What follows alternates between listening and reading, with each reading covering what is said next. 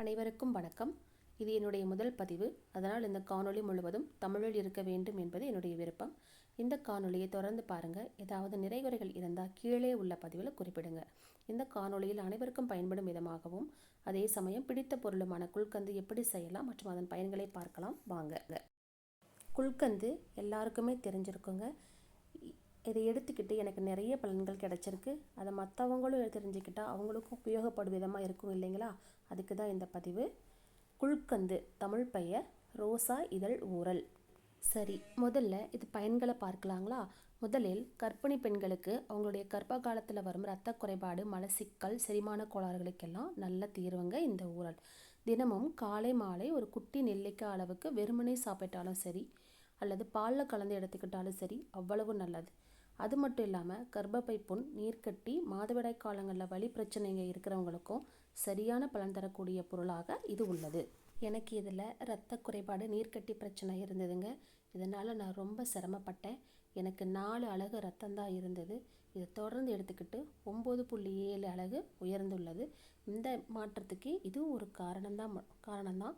அது மட்டும் இல்லாமல் வாழ்க்கை நடைமுறையிலும் மாற்றங்களை கொண்டு வாங்க. சரியான நேரத்திற்கு சாப்பாடு, இரவு 8 மணி நேர தூக்கம், நடைப்பயிற்சி இதெல்லாம் நல்ல மாற்றத்தை கொண்டு வரும்.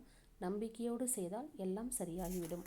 குழந்தைகளுக்கு வரக்கூடிய வாய்ப்புண், வாய் துர்நாற்றம், குடல் புண் பிரச்சனைகளுக்கும் குல்கந்து நல்ல அருமருந்துங்க. இதை அவங்க தொடர்ந்து எடுத்துக்கிட்டாங்கன்னா உடல் சூடும் குறையும், அவங்க தோல் நல்ல மிருதுவாகவும் மினுமினுப்பாகவும் இருக்கும். இதை தொடர்ந்து எடுத்துக்கிறனால அவங்க பெரியவங்க ஆனதுக்கப்புறம் வரக்கூடிய அந்த முக சுருக்கம்லாம் எதுவும் இல்லாமல் என்றைக்கும் இளமையாக இருப்பாங்க. இரத்த கொதிப்பு, இருதய கோளாறு இருக்கிறவங்களும் இதை தொடர்ந்து சாப்பிட்டாங்கன்னா அதோட பாதிப்பிலிருந்து சீக்கிரம் குணமடைவாங்க. இனி இதை எப்படி செய்யலான்னு பார்க்கலாங்களா?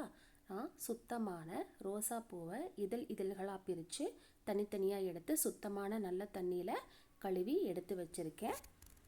அந்த பூவில் இருக்கக்கூடிய மகரந்தத்தாள், காம்பு இதெல்லாம் எதுவும் இருக்கக்கூடாது. வெறும் இதழ்களை மட்டும் பயன்படுத்தணும். அதன் பிறகு இதை நிழலில் உணர்த்தி காய வச்சு எடுத்து வச்சுக்கிட்டேன். இதை காய்ந்த முழு இதழ்களாக பயன்படுத்துறதுக்கு பதிலாக இந்த மாதிரி கொஞ்சமாக தூளாக்கி கண்ணாடி குடுவையில் போட்டு எடுத்து வச்சுக்கலாம்.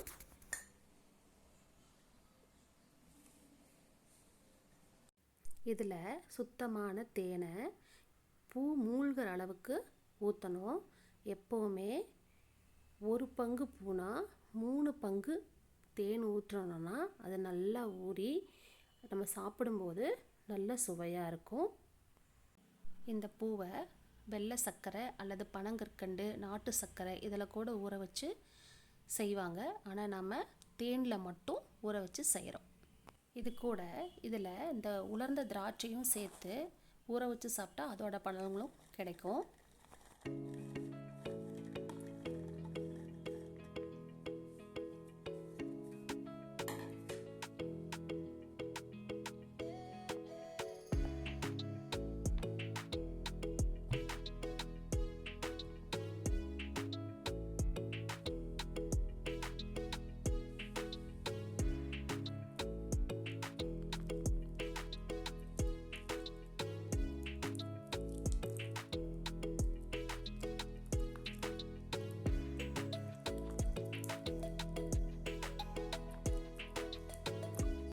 இதை அப்படியே பயன்படுத்தக்கூடாதுங்க.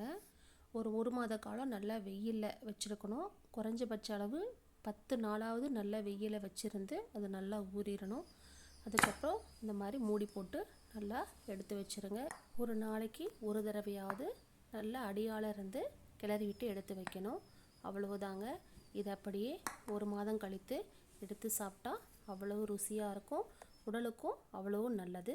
வீட்டில் இருக்கிறவங்க எல்லாத்துக்கும் செஞ்சு கொடுங்க. பலன் பெறுங்க. நன்றி.